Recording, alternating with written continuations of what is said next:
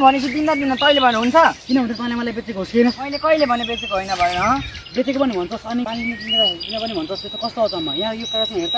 अनि यहाँ कुवा बेचेको कुरा लेखेको किन सही गर्ने बेला खाना किन सही गरिस् अनि पैसा पनि गर्दैन लिस् अनि पानी तँले दिन्न भन्छस् कागज राम्रो हेर के लेखेको छ कागजमा तै पढ्न लेख्न त होस् कि हैनस् हो यस कागजमा कुवा बेचेको कुरा लेख्ने मै हुँ खै पनि मैले नै गरेँ तर हेर बाबु मैले त तँलाई कुवा पो बेचेको हो त पानी बेचेको त होइन नि पानी बेचेको भन्ने कुरा कहाँ लेखेको छ भन् त पानी बेचेको कुरा कहाँ छ बेचेपछि पानी किन लेख्नु पर्यो पानी अलग अलग हुन्छ खोज्ने काम नगरे यो खोजेको होइन कानुनी कुरा गर कानुनी जान्दिनँ मैले तँलाई कुवा बेचेको पानी बेचेको कागजमा जे कुरा लेखेको छ त्यही गर नदिने भएमा कुवा मात्रै किन्थे मलाई के थाहा त किन्ने बेलामा बुद्धि पुऱ्याउनु पर्थ्यो नगर यस्तो मूर्ख काम कसैले गर्छ मलाई मूर्ख भन्ने जा दिन्न जा के गर्छस् कति नदिने मलाई पानी दिन्न त्यसो भए न्याय माग्नु गङ्गारामको घरमा सोधौँ कुवा किनेपछि पानी मेरो हुन्छ कि हुँदैन त के भगवानै प्रकट भए पनि कागजको कुरा होइन भन्न सक्ने होइन होला कोही त हेरौँ न न्याय अन्याय छुट्याइदिने गङ्गाराम हुँदा हुँदैन बढी कुरा गर्छस् न हिँड्छौँ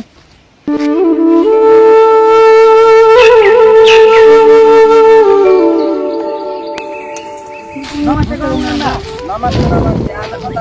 गङ्गाराम बा साह्रै म अन्याय परेँ के भयो कस्तो अन्याय अर्कोसँग मैले कुवा किनेको थिएँ यसले कुवा किनेकै हो ल म भन्छु अहिले पानी दिन्छ गर्दाखेरि यसले मलाई पानी दिँदैन भन्छ दिन्न भन्छस् रे ए हर्के हो गङ्गाराम बा मैले दिन्न भनेकै हो किन नि पैसा लिन बाँकी छ कि अरू नै कारण छ गङ्गाराम बा मैले यसलाई पुरै पैसा दिएको छु यसले पुरा पैसा दिइसकेको कुरा साँचो हो अब पैसा लिन बाँकी छैन अनि किन दिन्न भनिस् त गङ्गाराम बा यो कागज हेर्नुहोस् त मैले कुवा बेचेपछि यो कागज गरेँ यस कागजमा हामी दुवैजनाको सही छाप छ यो कागज राम्ररी पढ्नु कुवा बेचेको कुरा मात्र छ मैले पानी बेचेको कुरा यो कागजमा छैन के रे यसलाई मैले पानी बेचेकै छैन कुवा पो बेचेको हो त पानी पनि बेचेको प्रमाण छ भने देखाओस् यो त अन्याय भयो हजुर कुवा बेचेपछि पानी भन्नुपर्छ र खसी बोका बेच्दाखेरि खसी मात्र बेचेको मासु बेचेको होइन भन्न कहाँ पाइन्छ र खोइ त कागज हेरौँ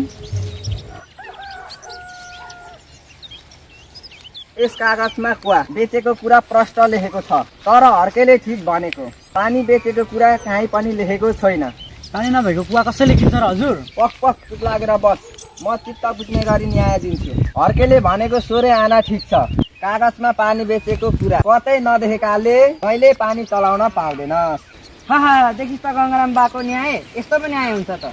गङ्गाराम बाको त ठहरै मरे पानी नभएको कुवा लिएर मैले के गरौँ त्यसै गर किन्ने बेलामा किन आँखादैनस् पहिल्यै बुद्धि नपुर्याएपछि यस्तै हुन्छ गङ्गाराम बा तपाईँ धन्य हुन्छ लौ त म गएँ पक अझै सकिएको छैन अब केही बाँकी छ र कुवा यसको पानी मेरो फैसला सक्यो नि ठिक भनिस् कुवा बिर्खेको पानी तेरो फैसला सक्यो तर हेर कुवा बिर्खेको भएपछि अर्काको कुवामा पानी राख्ने तँलाई के अधिकार हजुर के रे तेरो घरमा यो बस्न आयो भने त यसलाई बस्न दिन्छस् 1-2 दिन 2-4 दिन बस्न देलास् तर सधैँ बस्न त पक्कै नदेलास् सधैँ बस्न दिन्छस् अब म फैसला गर्छु हेर तैँले कुवा मात्र बेचेको कुवा बिर्खेको पानी तेरो तैँले जुन दिन त्यो कुवा बेचिस् त्यस दिनदेखि